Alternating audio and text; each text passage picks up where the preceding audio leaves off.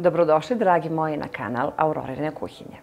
Danas pravim nešto slatko, nešto što je stvarno zanimljivo, jako lepo i dekorativno. Ja se nadam da ćete da pogledate ovaj video do kraja. Sigurna sam da će vam se svidjeti ovaj moj recept. Zato ostanite sa mnom u nastavku videa i pogledajte. Za fil nam je potrebno 3 jaja. Stavit ću odmah ovdje u ovu činiju.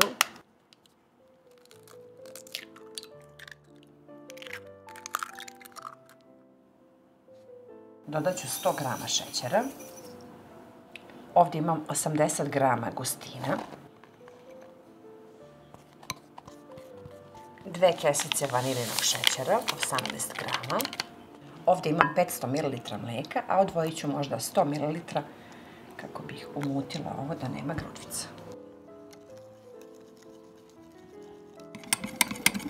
Sad kad sam lepo umutila da nema grudvica, to sklanjam sa strane, a u šerpicu sipam ostatak mlijeka. Stavit ću na šporet da provri, a onda ćemo da skuvamo fil. Pre nego da mlijeko provri, polako sipamo, mešamo žicom i vratimo na šporet dok se lepo fil ne zgusne. Evo, sad je fil gotov, sklonila sam sa šporeta i ovdje dodajem 100 grama putera dok je vruće, može margarin, i sve to lepo promešamo da se otopi, pokrijemo folijom i čekamo da se skroz ohladi. Stavit ću u šerpicu 200 ml vode. Ovdje dodajem 100 grama putera i stavit ću to da se otopi. Čim se bude otopilo, dodat ću 150 grama brašna i mešamo dok se to lepo ne zgusne.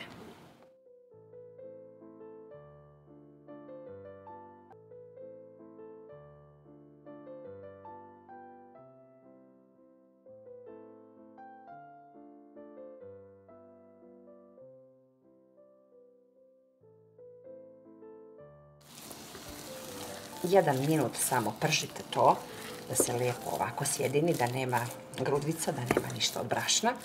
Sklonimo sa šporeta i čekamo da bude mlako, a onda dodajemo jaja. U prohlađeno testo dodat ću 4 do 5 jaja, znači ja ću jedno po jedno da dodajem, pa ćemo da vidimo da li treba i 5. Bitno je samo jedno po jedno jaje da se stavlja. Ja volim varjačom da sad ovo mešam, malo je teže, a možete i mikserom.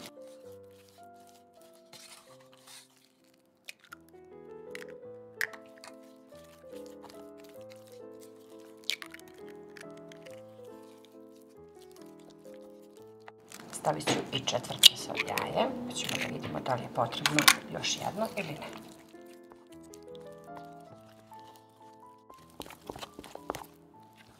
Evo, sad vidite kakvo je testo, 4 je sasvim dovoljno i sad možemo da pravimo eklere.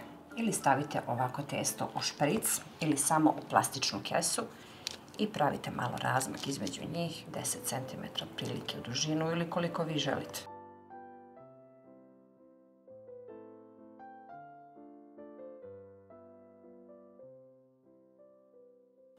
Pečemo ih na 210 stepeni prvih 20 minuta, a onda smanjimo na 150 i tako se peku još 10 minuta. Rernu nikako ne otvaramo.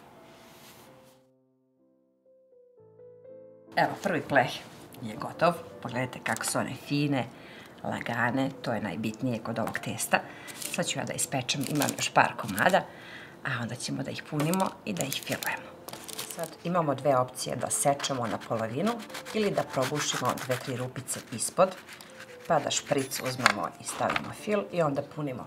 Meni je puno ovako jednostavnije jer smatram da je pravi ekler ovakav način pravljenja.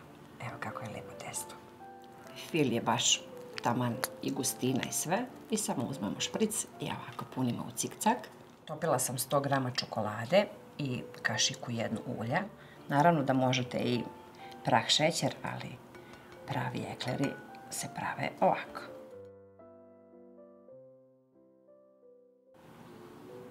Evo, možete da vidite kako je testo predivno.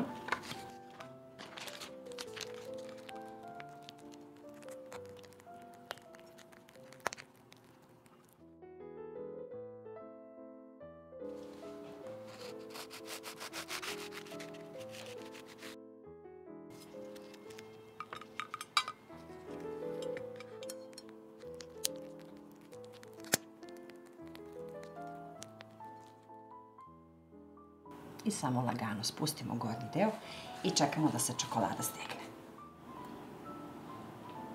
Sad možete da vidite kako zapravo izgledaju moji ekleri. Jako su lepi, ukusni.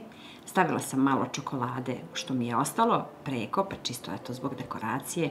Ja sam sigurna da se i vama sviđaju. Predivnog su ukusa, uopšte nisu slatke.